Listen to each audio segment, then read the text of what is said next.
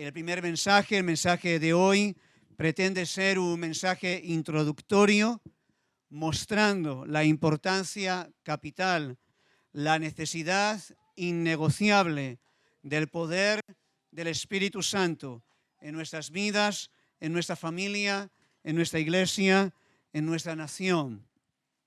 En el segundo mensaje hablaremos sobre cuándo y cómo se comienza a caminar en el poder del Espíritu. Esto es cuando el Señor nos salva. Dado que vamos a hablar de caminar en el Espíritu, pues empezamos a caminar en el Espíritu como cuando el Señor nos salva, cuando la poderosa obra del Espíritu en nosotros nos lleva a la salvación. La hermana preguntaba durante la alabanza, ¿has visto la belleza del Señor? ¿Has quedado cautivado por la hermosura del Señor? Y cuando el Señor nos salva por el poder del Espíritu Santo, cuando salva al pecador, lo primero que ocurre es que, por un lado, el pecador es expuesto, su pecado es expuesto, somos conscientes de nuestra suciedad, somos conscientes de nuestra inmundicia, pero luego somos atraídos a Cristo Jesús y vemos su belleza, vemos su gloria, vemos su hermosura, como nunca antes la habíamos visto. En el tercer mensaje, mañana por la tarde, hablaremos de caminar en el poder del Espíritu, en la santificación. En la santificación. Leonard Ravenhill dijo que no hay nada más extraordinario que la obra de Dios por su Espíritu, tomando a un pecador, salvándolo, dejándolo en medio de un mundo pecador y hacerlo santo para la gloria del Señor. Eso es caminar también en el Espíritu, porque cuando pensamos, sobre todo aquellos que somos muy de trasfondo pentecostal, cuando pensamos en caminar en el Espíritu, por lo primero que pensamos no son milagros y sanidades y prodigios, y hablaremos de eso, Dios mediante, el domingo, porque por supuesto que creemos en esas cosas. Pero, hermanos, necesitamos caminar en el poder del Espíritu para la santificación, para mortificar nuestra carne, para parecernos más a Cristo, para que se vea la santidad en el hogar, en nuestras familias, en nuestros trabajos. En el cuarto mensaje hablaremos de caminar en el poder del Espíritu para ser fieles testigos suyos, como también la hermana dijo durante la alabanza, ¿verdad? Que no hemos sido salvados para que nuestra luz quede debajo de un almud, sino para ser fieles testigos suyos, esperando que por el poder de su Espíritu el reino de Dios avance, muchos sean ganados para Cristo y sean hechos prodigios y maravillas entre nosotros, tal y como lo vemos en el libro de Hechos y como también lo vemos en las páginas de la historia.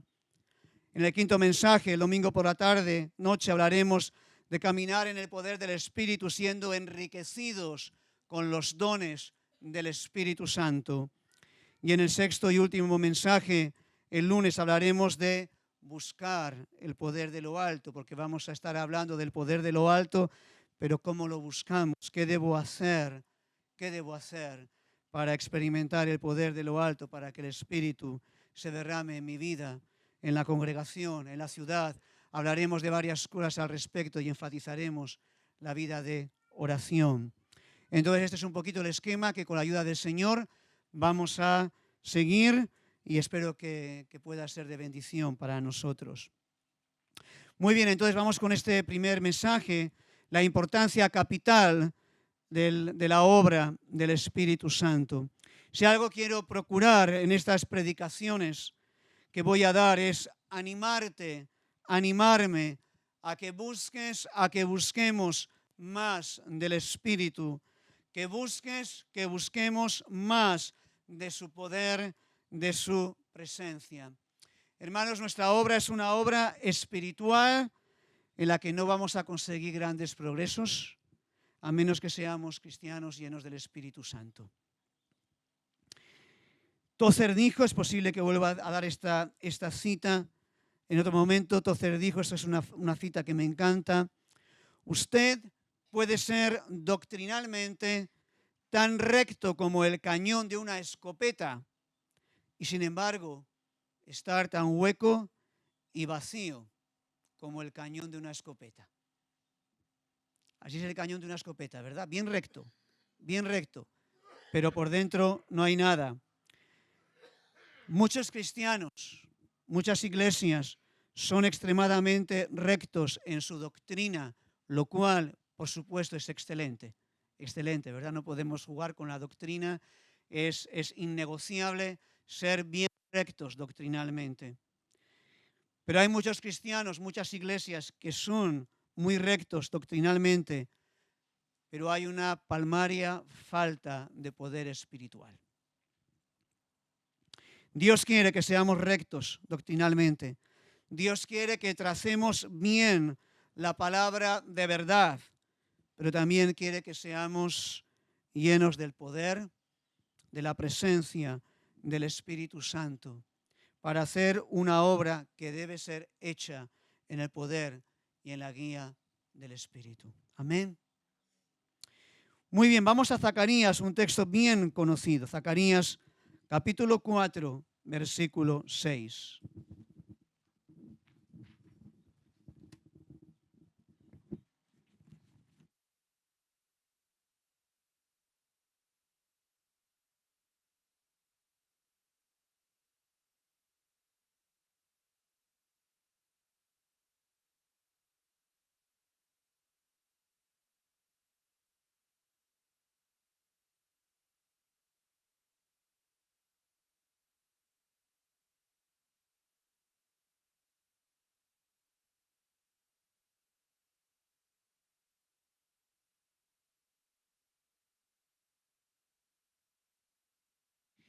Zacarías capítulo 4, versículo 6.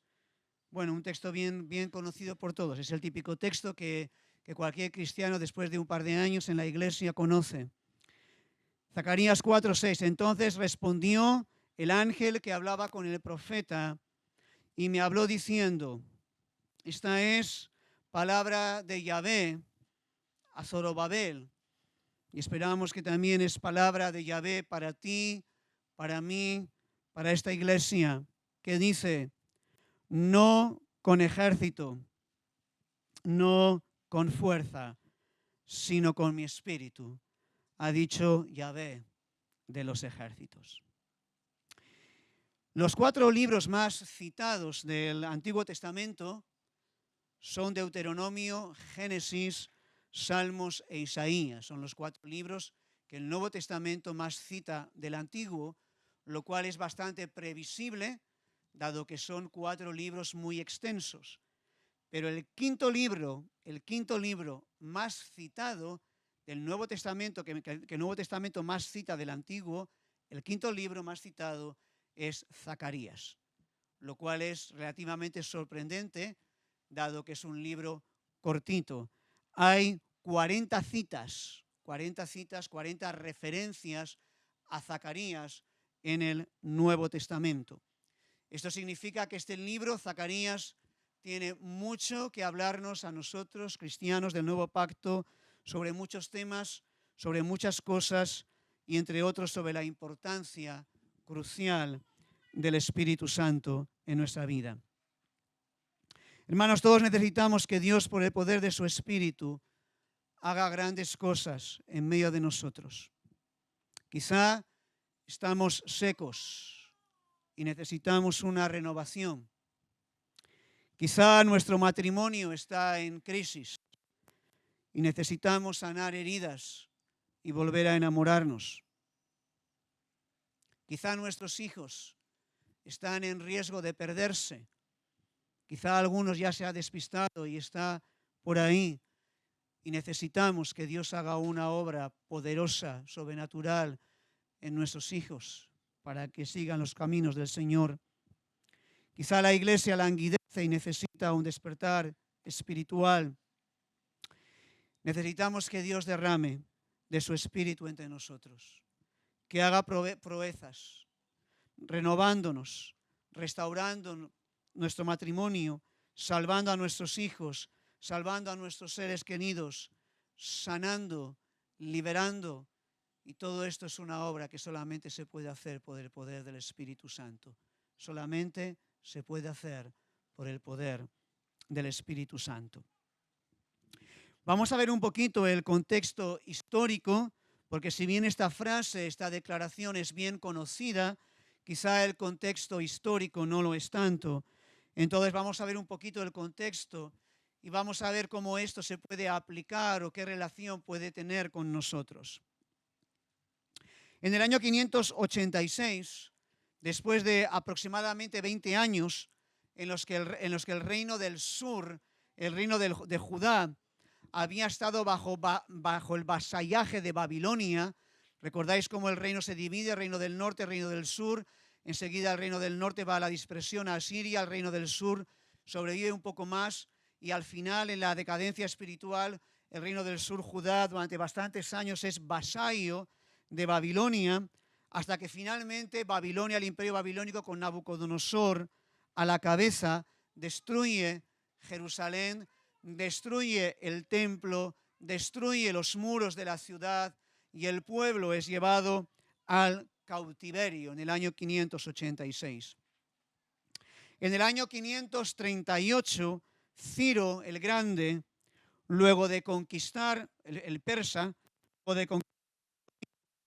emite un edicto que va a permitir a los judíos volver a Jerusalén y reedificar el templo con todo lo que eso implicaba de una restauración espiritual para la nación. Puedes poner un indicador aquí en Zacarías porque vamos a volver a Zacarías, pero ahora vamos a ir a Esdras capítulo 1.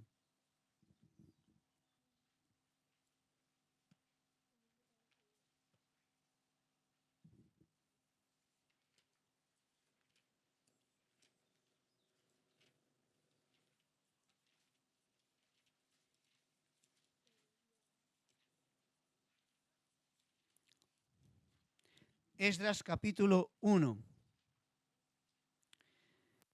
versículo 1.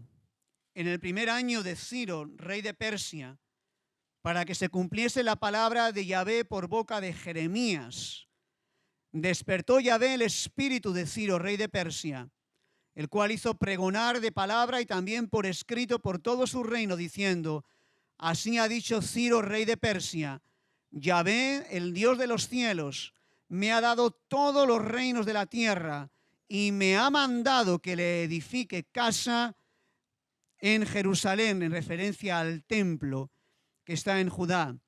Quien haya entre vosotros de su pueblo, sea Dios con él, y suba a Jerusalén, que está en Judá, y edifique la casa de Yahvé, Dios de Israel. Él es Dios, la cual está en Jerusalén. Bueno, Ciro no era cristiano, no nos confundamos.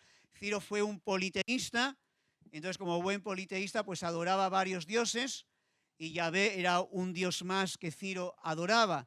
Pero qué bueno que Ciro reconoció que era este Yahvé el que le había dado los reinos de la tierra y que le había dado los reinos de la tierra con un propósito: permitir que Israel pudiera regresar del cautiverio a Palestina y poder edificar el templo. Entonces Ciro emite este edicto: que todo el que quiera regrese y que el templo sea restaurado. Aproximadamente 50.000 judíos regresaron, otros se quedaron en la zona que había pertenecido al imperio babilónico y que ahora pertenecía al imperio persa, otros se quedaron, pero 50.000 judíos regresaron, lo hicieron bajo un doble liderazgo. Quédate con estos nombres: el sumo sacerdote Josué o Jesúa y el gobernador Zorobabel, que era tataranieto del piadoso rey Josías. Entonces 50.000 judíos vuelven bajo este doble gobierno o liderazgo. Nada más regresar del cautiverio, el pueblo comienza las tareas de reconstrucción del templo. Y lo hacen con enorme entusiasmo, como nos pasa a nosotros, ¿verdad? Que empezamos las cosas con mucho entusiasmo, pero la cosa es cómo termina. Con mucho entusiasmo comenzaron las obras de edificar, de reconstruir el templo. Sin embargo, a causa de la oposición de los enemigos, después de este comienzo entusiasta, cesaron las obras de reedificar el templo, por lo que la perspectiva, la expectativa de restauración espiritual para la nación quedó frustrada, quedó estancada. Vamos al capítulo 3. Capítulo 3. Estamos en Esdras, seguimos en Esdras. Versículo 8. Esdras 3, 8. Y en el año segundo de su venida, del regreso de estos 50.000 judíos a la casa de Dios en Jerusalén, en el mes segundo comenzaron Zorobabel, el líder civil, hijo de Salatiel, y Jesúa o Josué, el líder religioso, hijo de Josadac, y los otros sus hermanos, los sacerdotes y los levitas, y todos los que habían venido de la cautividad a Jerusalén, y pusieron a los levitas de 20 años arriba para que activasen la obra de la casa de Yahvé, es decir, su reconstrucción. Versículo 10. Y cuando los albañiles del templo de Yahvé echaban los cimientos, pusieron a los sacerdotes vestidos de sus ropas y con trompetas, y a los levitas, hijos de Asaf, con címbalos, para que alabasen a Yahvé, según la ordenanza de David, rey de Israel. Y cantaban, alabando y dando gracias a Yahvé, diciendo, porque Él es bueno, porque para siempre es su misericordia sobre Israel. Y todo el pueblo aclamaba con gran júbilo, alabando a Yahvé, porque se echaban los cimientos de la casa de Yahvé. Ahí comenzaron la obra de restauración y todos alabando al Señor, gozosos, alegres por esta obra de restauración que se estaba haciendo. Muchos de los sacerdotes, de los levitas, de los jefes de casas paternas, ancianos que habían visto la casa primera, viendo echar los cimientos de esta casa, lloraban en alta voz, nostálgicos de tiempos mejores, que habían visto el templo de Salomón con toda su gloria, estaban viendo cómo ahora se estaba levantando, restaurando este templo de manera más sencilla, más humilde, y lloraban, echando de menos esa gloria pasada. Mientras muchos otros daban grandes gritos de alegría, y no podían distinguir el pueblo el clamor de los gritos de alegría de la voz del lloro, porque clamaba el pueblo con gran júbilo. Fue un tiempo de enorme fiesta, porque el templo se estaba empezando a reconstruir, porque los cimientos se estaban echando. Algunos nostálgicos echaban en falta tiempos mejores, pero un tiempo de gozo, de alegría, al ver cómo el templo se iba a edificar. Pero 4:4. Pero el pueblo de la tierra intimidó al pueblo de Judá y lo atemorizó para que no edificara. Sobornaron además contra ellos a los consejeros para frustrar sus propósitos todo el tiempo de Ciro, rey de Persia, hasta el reinado de Darío. Por casi 20 años las obras paran, cesan. Todo el entusiasmo inicial, todo el gozo inicial queda en agua de borrajas. Cuando las obras se detuvieron, entonces, ¿qué hizo el pueblo?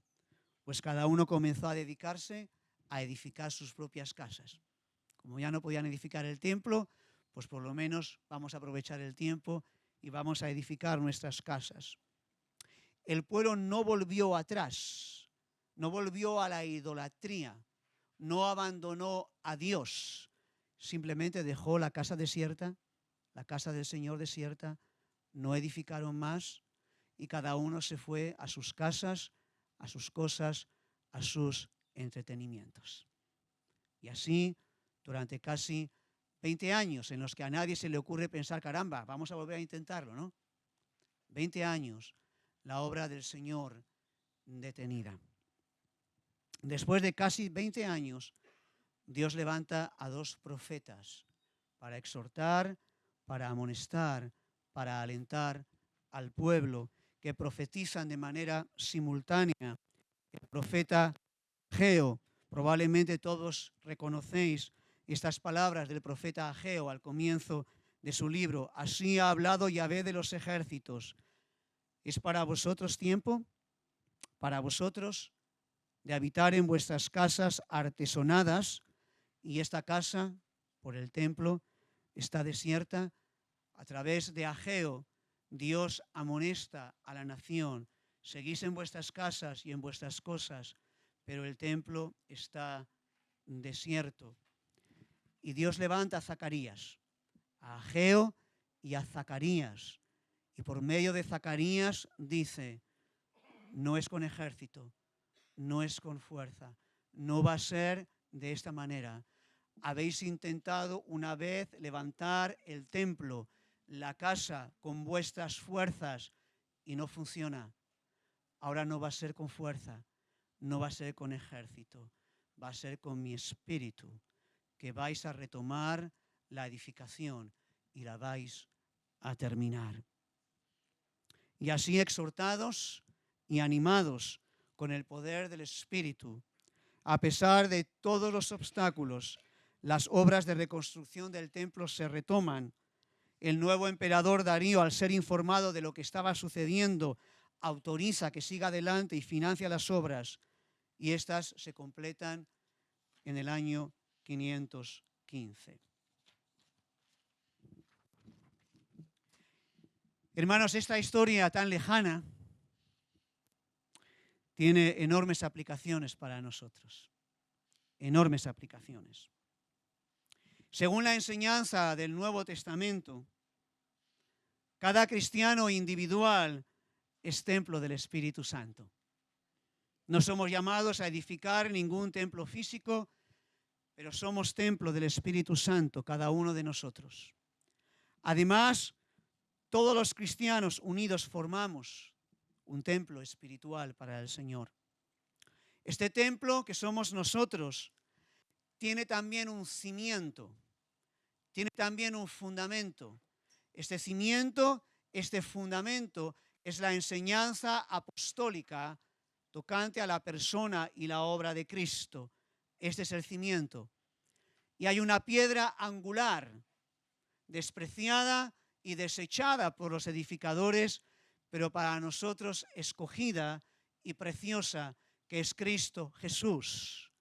Y este templo que somos nosotros, en el cual hay un cimiento, la enseñanza apostólica, y una piedra angular, que es Cristo, tiene que crecer, tiene que crecer, tiene que desarrollarse, no puede quedarse abandonado, estancado.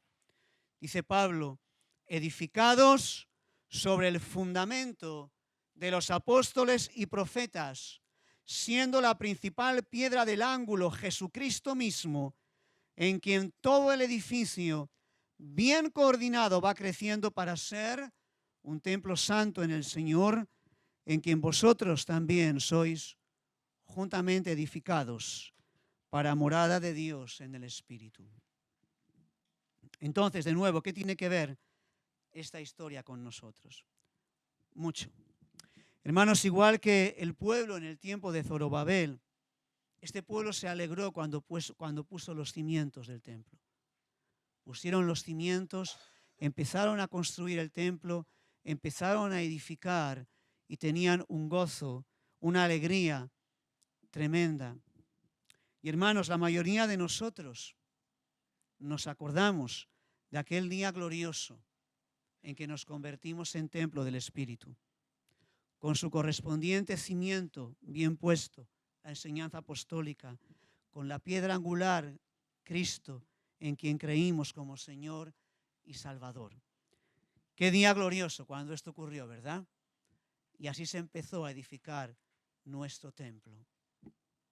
La mayoría de nosotros nos acordamos del gozo de experimentar el perdón de los pecados, el gozo de experimentar el fin del cautiverio, porque nosotros también estábamos en el cautiverio y de ahí nos rescató el Señor. El entusiasmo de buscar al Señor en nuestro lugar secreto, cuando recién convertidos, enseguida, cada tiempo que teníamos, íbamos a buscar del Señor, a orar, a estudiar, a meditar la palabra. El gozo de ir a la iglesia cuando no nos perdíamos un culto. El gozo de compartir con los perdidos. Hablábamos del Señor a todos en cualquier oportunidad. El gozo de experimentar cosas preciosas con el Señor. ¿Verdad que nos acordamos?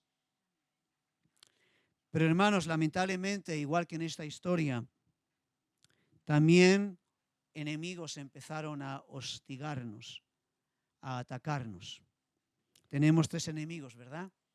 La carne, el mundo, el diablo. La vida no es fácil, está llena de dificultades y muchos cristianos, después del entusiasmo de los primeros meses o años de convertido, han dejado de edificar. Han dejado de edificar ni su propio templo, ni su vida, ni tampoco en la iglesia, con los talentos que el Señor les ha dado, han dejado de edificar. No han vuelto atrás, quizá no han vuelto atrás, quizá el fundamento permanece, no han renunciado a Cristo, pero el fuego, el gozo, el entusiasmo, la vida, el poder de Dios están casi ausentes. Y de esta manera muchos cristianos llevan vidas apagadas, sin ánimo, sin expectativas. El pueblo del tiempo de Zorobabel, al abandonar las obras del templo, se volcó en sus propios asuntos, en sus propias casas artesonadas. Y así también, muchos cristianos, después del entusiasmo inicial, en el que no se perdían un culto y en el que querían servir al Señor en todo lo que hiciera falta, ahora están volcados en sus cosas. Han dejado al Señor, pero están volcados en sus cosas, cuidando sus casas, mientras el templo espiritual, que son ellos mismos, no avanza. Dice este texto que algunos que hemos leído, que algunos lloraban cuando se ponían los cimientos al comparar la gloria pasada. Y hermanos también, algunos cuando comparamos glorias pasadas que hemos vivido y que ahora ya no vivimos, pues casi que también nos dan ganas de llorar. La falta de vida, la falta de gozo, la falta de poder espiritual, el estar enredados en los negocios de esta vida, el añorar con lágrimas glorias pasadas, es el distintivo de no pocos cristianos y de no pocas iglesias. El fundamento está puesto, la piedra angular que es Cristo sigue ahí, pero no hay mucho más. No hay mucho más. La nación necesitaba una restauración espiritual. Después de 20 años de semejante sequía, la nación necesitaba una restauración espiritual. Y quizá más de uno aquí lo necesita o lo necesitamos. Dios iba a usar a 2 siervos suyos para llevar al pueblo a esta restauración, a esta renovación, a Zorobabel y a Josué, como vamos a ver enseguida. Pero para ello, para que la nación fuera llevada a una restauración, a una renovación espiritual, hacían falta 2 cosas. Y hermanos, siempre que nos hemos estancado, siempre que nos hemos secado, siempre que nuestras vidas espirituales se han vuelto mortecinas, sin poder, sin gozo, sin expectativa, siempre hay 2 cosas que necesitamos para una restauración. Una conciencia clara de quiénes somos delante del Señor, a pesar de nuestros fracasos, de nuestras caídas, de nuestros retrocesos, una conciencia clara de quiénes somos delante del Señor y un nuevo poder del Espíritu sobre nuestras vidas. Una conciencia clara de quién somos delante del Señor y un poder nuevo del Espíritu sobre nuestras vidas. Vamos a ir con este primer punto, una conciencia clara. Vamos a Zacarías capítulo 3. Zacarías capítulo 3, y Zacarías capítulo 4 tienen que leerse juntos, porque ahí ves lo que el Señor está haciendo, lo que el Señor quiere hacer para que la nación pueda ser restaurada. No solamente que el templo sea edificado, sino que con ello la nación sea restaurada. Entonces hay que leerlo juntos, porque nos da las pautas de lo que siempre se necesita para una restauración espiritual. Zacarías 3, una conciencia limpia. Zacarías 4, poder de lo alto, poder del Espíritu. Vamos entonces a Zacarías 3, una conciencia limpia. Vamos a leerlo seguidito y luego vamos explicando del versículo 1 al 5. Me mostró al sumo sacerdote Josué, el cual estaba delante del ángel de Yahvé, y Satanás estaba a su mano derecha para acusarlo. Y dijo Yahvé a Satanás: Yahvé te reprenda, oh Satanás. Yahvé, que ha escogido a Jerusalén, te reprenda. ¿No es este un tizón arrebatado del incendio? Y Josué estaba vestido de vestiduras viles y estaba delante del ángel. Y habló el ángel y mandó a los que estaban delante de él, diciendo: quitadle estas vestiduras viles. Y a él le dijo: mira, he quitado de ti tu pecado y te he hecho vestir de ropas de gala. Después dijo: pongan mitra limpia sobre su cabeza. Y pusieron una mitra limpia sobre su cabeza y le vistieron las ropas. Y el ángel de Yahvé estaba en pie. Riri, en su Biblia anotada, nos dice que este texto tiene como 3 niveles de interpretación o aplicaciones, o como lo quieras llamar. Por un lado, el texto tiene que ver directamente con Josué, con el sumo sacerdote Josué. Parece que algún tipo de acusación se había vertido contra él, en el sentido de que no calificaba para ejercer el ministerio sacerdotal. Entonces, este sería un primer nivel de interpretación.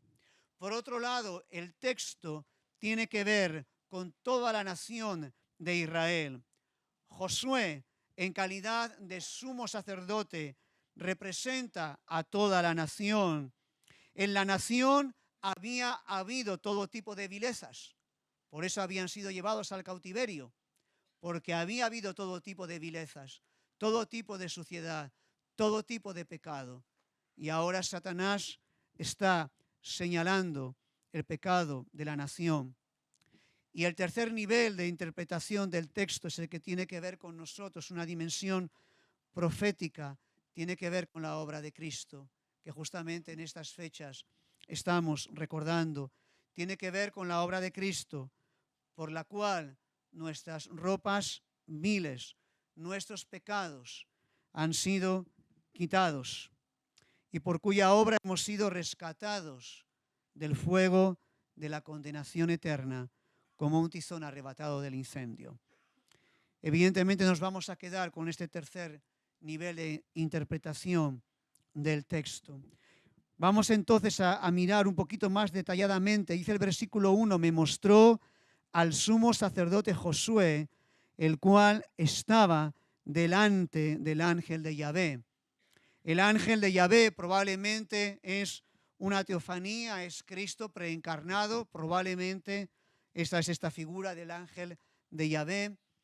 Y la expresión delante de da a entender que Josué estaba ahí para ministrar como sumo sacerdote. No es que simplemente estaba ahí, sino que estaba en disposición con la intención de ministrar como sumo sacerdote según su función, según su responsabilidad. Y en ese momento, cuando el sumo sacerdote está delante de Yahvé para ministrar, para ejercer el sacerdocio, Satanás empieza a acusarle y a señalar sus vestiduras viles. Hermanos, mientras llevemos vidas poco comprometidas, mientras nos mantengamos fríos, apáticos, sin expectativas, mientras tengamos nuestros talentos enterrados con pocas ganas de negociar con ellos, mientras estemos más interesados en nuestras casas artesonadas que en los negocios del Señor, Satanás no tiene mucha necesidad de acusarnos, porque ya estamos bastante inutilizados. Pero hermanos, cuando queremos servir al Señor, cuando queremos buscar una restauración espiritual, porque sabes que bajo el nuevo pacto todos somos sacerdotes del Señor, todos somos llamados a ejercer nuestro sacerdocio. Cuando queremos tomar nuestro lugar, cuando queremos buscar una restauración espiritual, una renovación en nuestra vida, cuando queremos empezar a tomar los negocios del Padre, entonces ahí viene el acusador de nuestra alma. Ahí viene Satanás para empezar a señalarnos. Quizá nuestros pecados pasados, porque el diablo tiene bastante buena memoria. Quizá nuestros fracasos, tantas veces que quizá hemos intentado buscar un renuevo espiritual y ahora que lo queremos intentar por enésima vez, ahí está el diablo para decirnos, bueno, eres un fracasado, lo intentaste muchas veces, vas a volver a fracasar. Quizá para acusarnos de hipocresía. ¿Qué pasa? ¿Que te crees mejor que otros? Quizá para hacernos creer que no somos dignos de que el Señor nos escuche. Pero siempre, hermanos, que queremos servir al Señor, siempre que queremos buscar un renuevo, siempre, enseguida, Satanás se levanta para señalarnos, para apuntarnos de una manera o de otra y atemorizarnos y detenernos. Ahí está el sumo sacerdote delante de Yahvé. Él quiere ministrar y enseguida viene el dedo acusador. Ante el dedo acusador de Satanás ocurren dos cosas fundamentales para tener una conciencia limpia, clara de quiénes somos delante del Señor y que el diablo no nos pueda acusar y detener. La primera cosa que ocurre, versículo 2, dijo Yahvé a Satanás, Yahvé te reprenda, oh Satanás, Yahvé que ha escogido a Jerusalén, te reprenda. Hermanos, cuando el diablo nos quiere acusar, qué bueno es que podamos recordar que el Señor nos ha escogido, que el Señor nos ha escogido, que somos su pueblo, que desde la eternidad Él nos escogió como pueblos suyos. Y cuando el diablo nos quiere acusar, nos quiere señalar, podemos decirle también nosotros, Yahvé te reprenda, porque soy un escogido del Señor. El Señor me ha escogido, a pesar de mis fracasos, a pesar de mis caídas, a pesar de mis debilidades. El Señor me ha escogido como su pueblo. La siguiente cosa que ocurre es que estas vestiduras viles son quitadas. Versículo 3. Josué estaba vestido de vestiduras viles y estaba delante del ángel. Y habló el ángel y mandó a los que estaban delante de él, diciendo, quitadle esas vestiduras viles. Y a él le dijo, mira, he quitado de ti tu pecado, he quitado de ti tu pecado y te he hecho vestir de ropas de gala. Hermanos, esto es fundamental para tener una conciencia limpia delante del Señor. Saber que por la obra de Cristo que estamos celebrando estos días, nuestras ropas viles han sido quitadas y hemos sido vestidos con ropas de gala. Hemos sido vestidos con la justicia de Cristo. La misma justicia de Cristo nos ha sido imputada. Dios nos ve con esta justicia y por lo tanto el diablo no nos puede acusar. Por esto Pablo dice en Romanos, ¿quién acusará a los escogidos de Dios? Dios es el que justifica. ¿Quién es el que condenará? Cristo es el que murió, más aún el que también resucitó y el que además está a la diestra de Dios, el que también intercede por nosotros. ¿Qué está haciendo el Señor ahora? Está intercediendo por ti. está intercediendo por mí. Dijo Mary McChain, si pudiéramos escuchar, bueno, lo decía en primera persona, si pudiera escuchar en la habitación de al lado a Jesús intercediendo por mí, no tendría temor de nada. No tendría temor de nada. No podemos escucharlo, pero sabemos que el Señor está intercediendo por nosotros, que Él está a la diestra del Padre intercediendo por nosotros. Hermanos, una conciencia clara, saber quién soy un escogido del Señor, saber lo que ha ocurrido con mi vileza ha sido llevada. Y cuando Satanás viene a acusarme y decirme, tú eres esto, esto y esto, le puedo decir, sí, soy todo eso y mucho peor, pero todo eso lo llevó Cristo en la cruz del Calvario. Todo eso lo llevó Cristo en la cruz del Calvario. Y he sido vestido con ropas de galas. El diablo no tiene mucha necesidad de acusarnos mientras estamos sentados en el banco sin hacer nada. Pero cuando queremos levantarnos para servir al Señor, se va también nuestro acusador a levantar. Y necesitamos una conciencia clara. Después dijo, pongan mitra limpia sobre su cabeza. Y pusieron una mitra limpia sobre su cabeza y le vistieron las ropas. Y el ángel de Yahvé estaba en pie. Ya sabes, esta mitra era esto que el sacerdote llevaba aquí en el frontal, el sumo sacerdote, ¿verdad? ¿Y qué es lo que estaba escrito? ¿Qué estaba escrito en la mitra del sumo sacerdote? Entonces pregunta de escuela dominical. ¿Qué estaba escrito en la mitra? Nadie. Santidad a Yahvé. Santidad a Yahvé. El sumo sacerdote tenía esto escrito en la mitra. Santidad a Yahvé. Hermanos, tenemos que saber que nuestras vilezas han sido quitadas. Pero si jugamos con el pecado, nuestra confianza es contristada. Nuestra seguridad es contristada. El diablo viene y nos acusa. No podemos jugar con el pecado. Y hablaremos de esto mañana, si el Señor lo permite. Ha sido quitada nuestra vileza, pero ahora tenemos que andar también en santidad, para no contristar nuestra esperanza, para que esta conciencia sea cada día más clara. Tenemos que andar en santidad. No podemos jugar con el pecado. Somos sacerdotes del Señor para vivir en santidad. Le habían sido quitadas las vestiduras viles al sumo sacerdote, pero ahora se le recuerda santidad a Jehová. La nación debía comenzar una tarea de restauración espiritual. Debían buscar un avivamiento. Para ello, lo primero que necesitaban saber, tanto la nación como el sumo sacerdote que la representaba, es que Dios los había escogido y que la vileza que los había conducido al cautiverio había sido quitada. De la misma manera, todo cristiano que quiere con seriedad buscar a Dios, buscar más de su espíritu, buscar más el poder de lo alto, buscar una restauración espiritual, lo primero que necesita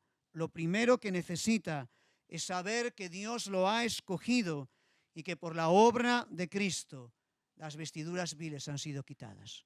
Amén. Hermanos, hay personas que se detienen en su vida espiritual, quedan detenidos porque el diablo ha tenido éxito en acusarles. Y se quedan ahí detenidos. Y no avanzan. Y necesitamos saber que las vestiduras viles han sido quitadas. Necesitamos saberlo y que somos sus escogidos. Amén. Esto era lo primero que la nación necesitaba. Lo segundo que la nación necesitaba para ir a esa restauración nacional, espiritual, era buscar el poder del Espíritu Santo. Y de esto va Zacarías 4. Insisto, Zacarías 3, Zacarías 4. van de la mano, tienen que leerse juntos. Ambas cosas se necesitan. Vamos a Zacarías 4, vamos a leer desde el versículo 1.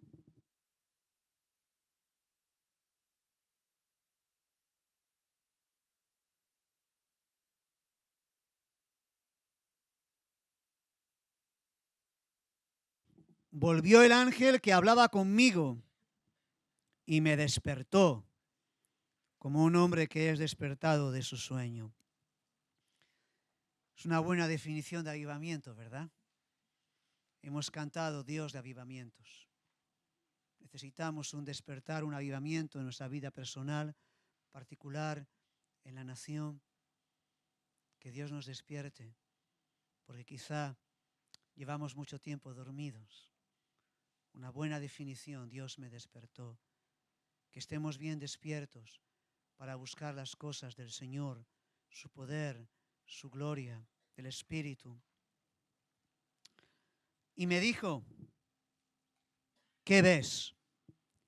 Respondí, he mirado, y he aquí un candelabro todo de oro, con un depósito encima, y sus 7 lámparas encima del candelabro, y 7 tubos para las lámparas que están encima de él, y junto a él 2 olivos, el uno a la derecha del depósito y el otro a su izquierda. El profeta ve un candelabro y todos los comentaristas bíblicos están de acuerdo en que este candelabro simboliza a la nación, simboliza a Israel, o por ser más exactos, más precisos, simboliza el testimonio que la nación como pueblo de Dios tenía que dar. La nación como pueblo de Dios había fracasado en dar testimonio a las naciones circunvecinas. Así que el candelabro simboliza no solamente la nación, sino el testimonio, la luz que la nación tenía que dar y que había sido incapaz de dar. Este candelabro está recibiendo aceite de manera directa a través de 2 olivos.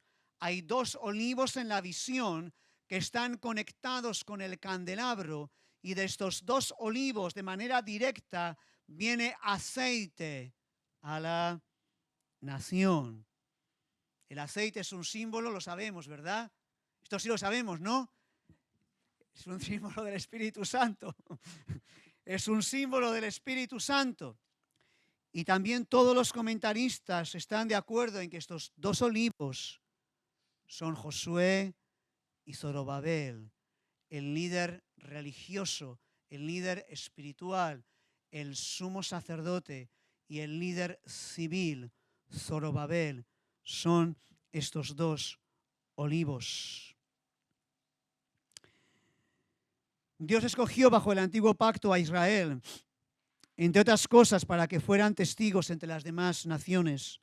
Su pecado y posterior castigo, incluida la destrucción del templo y el cautiverio, habían dañado su posición como testigos, y Dios quería que no solamente el templo, sino el testimonio de Israel ante las naciones fuera restaurado, y para ello se necesitaba el poder del Espíritu, el poder del Espíritu sobre ellos.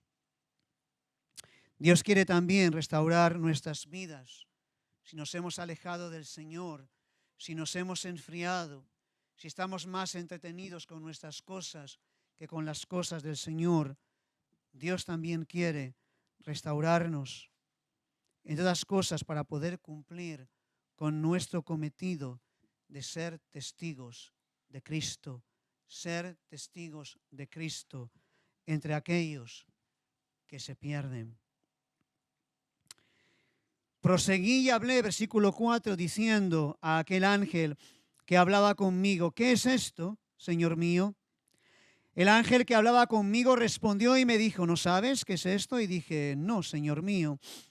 Entonces respondió y me habló diciendo, esta es la palabra de Yahvé a Zorobabel, que dice, no con ejército ni con fuerza, sino con mi espíritu, ha dicho Yahvé de los ejércitos. No con ejército. Ejército simboliza o representa la fuerza colectiva, la fuerza de toda la nación. Ni con fuerza representa la fuerza individual. Ni la fuerza individual, ni la fuerza de toda la nación por sí solos eran suficientes para ir a esta obra de restauración. Para la obra que tenía que hacerse, eso no valía. Era necesaria una fuerza, un poder superior, el poder que viene del Espíritu Santo. Versículo 7. ¿Quién eres tú, oh gran monte? Delante de Zorobabel serás reducido a llanura. ¿Quién era este monte o qué era este monte? Todos los enemigos que se estaban oponiendo, todos los enemigos de la tierra que se oponían y que atemorizaban a la nación. Y ahora Dios dice, este monte se va a mover. Pero fíjate la secuencia. El Espíritu va a venir y el monte se va a mover. El Espíritu va a venir y el monte va a quedar reducido a llanura. Este es el orden. Este es el orden.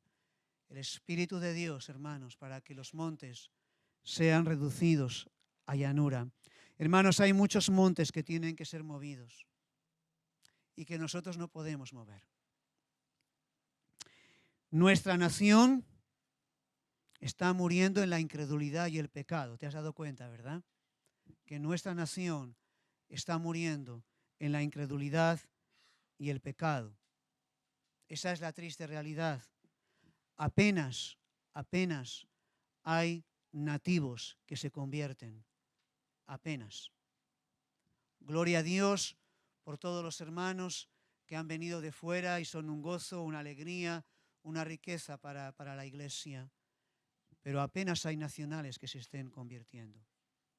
Apenas. ¿Cómo vamos a mover ese monte? ¿Cómo va a quedar reducido a llanura? Nuestras vidas mayormente se secan espiritualmente porque parece que somos incapaces de lidiar con nuestra pereza, con nuestra incredulidad, con nuestra comodidad o incluso con ciertos pecados que nos tienen oprimidos.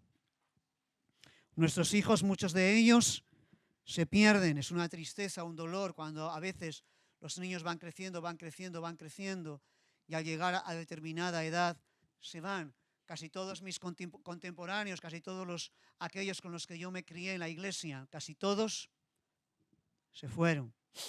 Y eso es una tragedia. El gozo que un día experimentamos cuando se pusieron los cimientos, cuando recibimos a Cristo, hace mucho que se ha perdido y hay tristeza y apatía. Ese monte tiene que moverse. Creemos que Cristo sigue teniendo poder para sanar,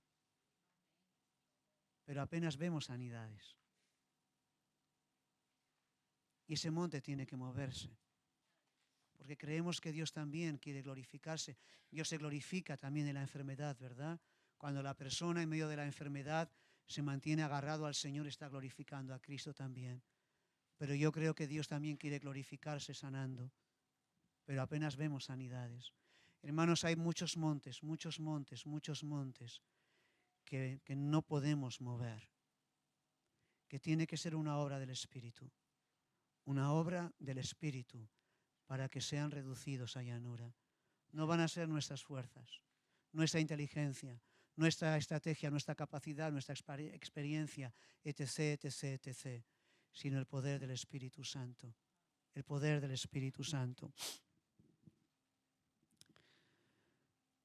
Seguimos leyendo. Delante de Zorobabel será reducido a llanura. Él sacará la primera piedra con aclamaciones de gracia a ella. Vino palabra de Yahvé a mí diciendo: las manos de Zorobabel echarán el cimiento de esta casa y sus manos la acabarán, y conocerás que Yahvé de los ejércitos me envió a vosotros. Cuando decimos que nuestra obra no se hace con fuerza, sino con el Espíritu, no estamos diciendo que nosotros no tenemos que hacer nada, ¿verdad? No estamos diciendo eso. Nosotros tenemos que esforzarnos. Como dice Pablo, tenemos que esforzarnos en la gracia. Dice el texto que las manos de Zorobabel iban a poner el cimiento. Zorobabel tenía que poner sus manos, tenía que poner su esfuerzo, tenía que mancharse edificando el templo. Nosotros tenemos que esforzarnos, tenemos que ser un pueblo esforzado, un pueblo valiente. Pero sobre eso confiamos que sobre nuestro esfuerzo, el Espíritu de Dios va a estar obrando para que el reino avance.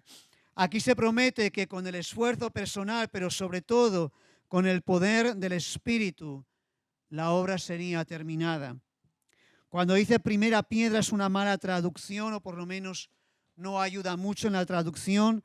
Si alguien tiene Nueva Versión Internacional o quizá otra traducción, en vez de primera piedra, donde dice el versículo 7, Él sacará la primera piedra, en vez de eso, si tienes otra traducción, pondrá piedra de remate o piedra cimera. ¿Alguien tiene esta otra traducción? ¿No? ¿Nadie? ¿Sois todos de Reina Valera? Muy bien. Yo también soy de Reina Valera. Bueno, otras traducciones dicen piedra cimera, porque lo que se ha traducido como piedra primera se refiere a la superior, la que se pone arriba del todo cuando se termina una obra. Cuando la obra ha terminado, la piedra cimera, la piedra de remate. Zorobabel pondrá la piedra de remate. La obra va a comenzar y la obra va a terminar porque va a ser con el poder de mi Espíritu sobre vosotros.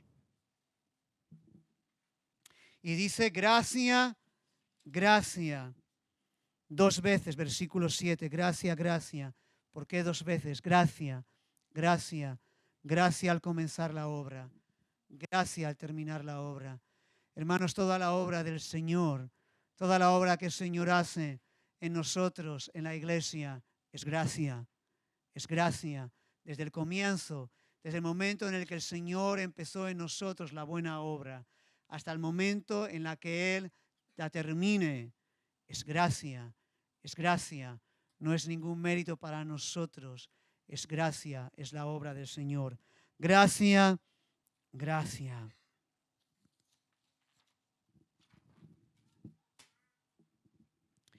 Porque los que menospreciaron el día de las pequeñeces se alegrarán y verán la plomada en la mano de Zorobabel. Estos 7 son los ojos de Yahvé. Zorobabel había vivido 20 años de pequeñeces. 20 años de pequeñeces. Sin embargo, no se debían menospreciar las pequeñeces. Y muchos de nosotros llevamos mucho tiempo viviendo de pequeñeces, ¿verdad? Vemos una conversión aquí. Vemos una persona que está creciendo en semejanza a Cristo allí. Vemos estas cosas, no las menospreciamos.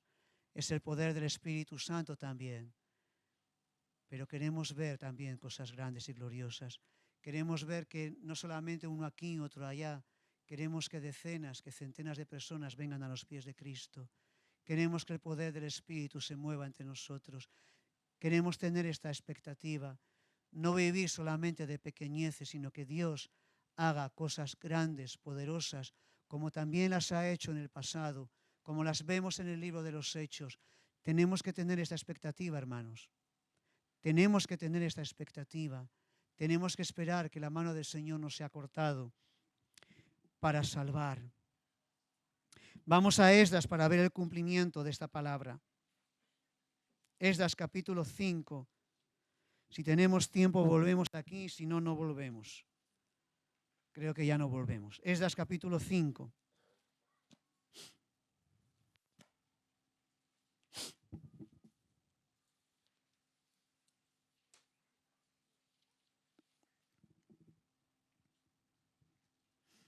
Entonces, después del tiempo en que la obra había estado detenida, profetiza Ageo, profetiza Zacarías.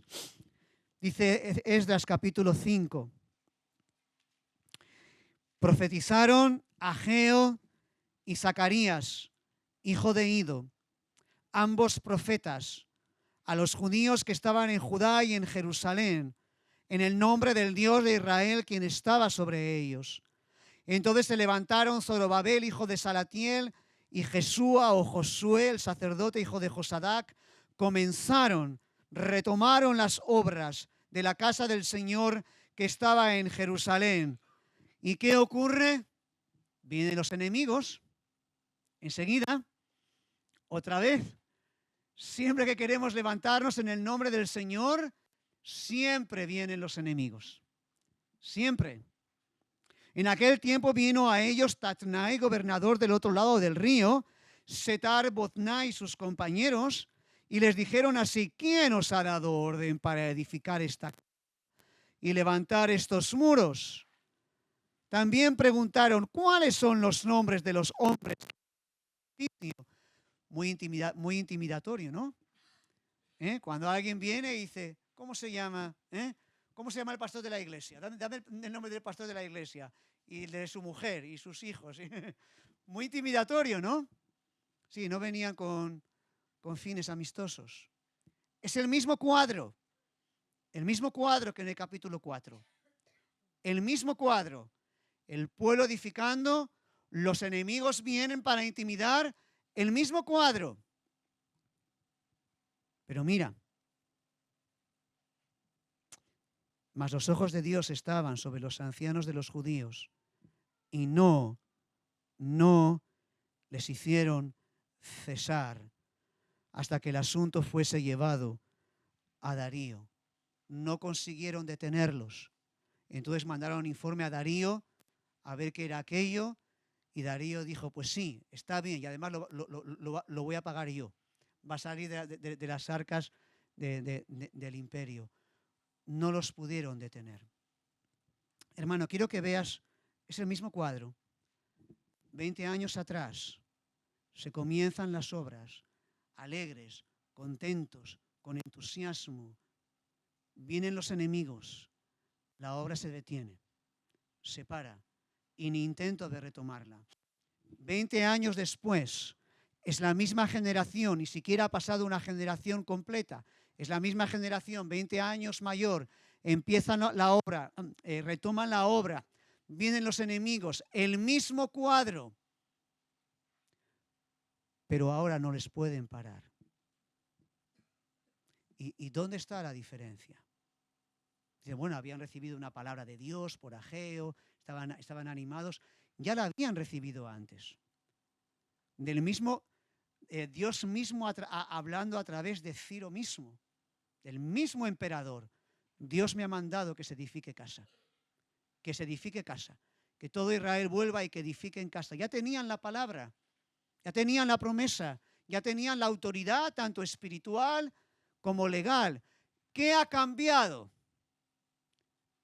20 años antes están con sus fuerzas, con su entusiasmo, con su buena voluntad, con sus buenos propósitos, pero no hay poder del Espíritu.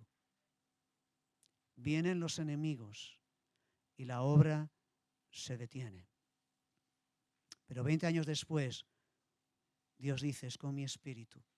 Entiendo que el Espíritu vino sobre Zorobabel, sobre Josué. Ya sabéis que en el Antiguo Pacto el Espíritu Santo no hacía morada en los creyentes, sino que el Espíritu venía sobre algunas personas para capacitarlos para una tarea, ¿sí? Entonces entiendo a la luz de Zacarías 4 que el Espíritu vino con poder sobre Zorobabel, sobre Josué, y de esta manera toda la nación cobró ánimo, cobró fuerza, y ahora no les pudieron parar. Hermanos, es el mismo escenario, el mismo, pero hay una diferencia radical. Hay un poder espiritual, hay un poder espiritual, hay un poder espiritual. Y cuando el Espíritu viene, hermanos, cuando somos llenos del Espíritu Santo, cuando el poder del Espíritu está sobre nosotros, podemos hacer frente a las mismas situaciones que en el pasado nos han detenido, pero ahora no nos van a detener. Piensa el mismo cuadro con los seguidores del Señor, con los discípulos. ¿Qué ocurre con los discípulos del Señor? Todos están ahí diciendo: no, Señor, te vamos a seguir. Aunque todos te nieguen, nosotros no te vamos a negar. Que no fue solamente Pedro el que lo dijo, Lo dijeron todos. Pedro fue el que tomó la iniciativa y luego todos le hicieron el coro. Nosotros tampoco. No te vamos a dejar, no te negaremos. Vienen los enemigos y todos salen corriendo. Todos salen corriendo. Pero luego el Señor aparece resucitado. Su obra terminada. Ellos adquieren una conciencia clara de la obra que Cristo ha hecho, muriendo y resucitando. Y el Señor les dice, os esperáis a que venga el poder de lo alto. Os esperáis a que venga el poder de lo alto. Y se encierran en el aposento alto, orando, orando, orando. Y viene el poder de lo alto. Y el Espíritu Santo vienen y empiezan a predicar. Y vienen los enemigos. Porque siempre vienen los enemigos, hermanos. Siempre. El diablo no va a parar. Siempre. Pero ahora estaban llenos del Espíritu Santo. Y aquellos 120 empiezan a predicar y el Evangelio se extiende por todo el mundo conocido. Toda la diferencia entre aquellos que salen corriendo unos días atrás y aquellos que son imparables. Toda la diferencia es el poder del Espíritu Santo sobre sus vidas y un Cristo resucitado. Hermanos, eso hace toda la diferencia. Si por fe podemos ver al Cristo resucitado, si por fe podemos ver que mis vestiduras viles han sido quitadas, que yo soy tan malo y peor de lo que el diablo pueda decir, pero que mis vestiduras viles han sido quitadas, y si estoy lleno del poder del Espíritu, hermanos, nada nos va a parar para ser testigos fieles del Señor, para ser testigos fieles del Señor. Pero hermanos, si vamos con nuestras fuerzas, solamente cualquier cosa nos va a parar, cualquier cosa nos va a detener, cualquier cosa nos va a frenar. Hermanos, tenemos que buscar el poder de lo alto. Tenemos que buscar el poder de lo alto. Tenemos que buscar ser cristianos llenos del Espíritu Santo. Necesitamos esto. Y hoy, más que nunca, en el mundo tan perverso en el que vivimos, donde nuestros enemigos se han levantado con tanta furia contra el Señor, contra nosotros, contra su reino, o estamos llenos del poder del Espíritu Santo, o no vamos a hacer gran cosa. Así que esto es como una introducción a la idea general, a lo que vamos a ver, que busquemos del Espíritu Santo, hermanos, que busquemos ser cristianos llenos del Espíritu Santo, que sí que tenemos que estar con la doctrina bien recta y bien definida, pero que necesitamos el poder de lo alto. Amén. Nos ponemos en pie y oramos.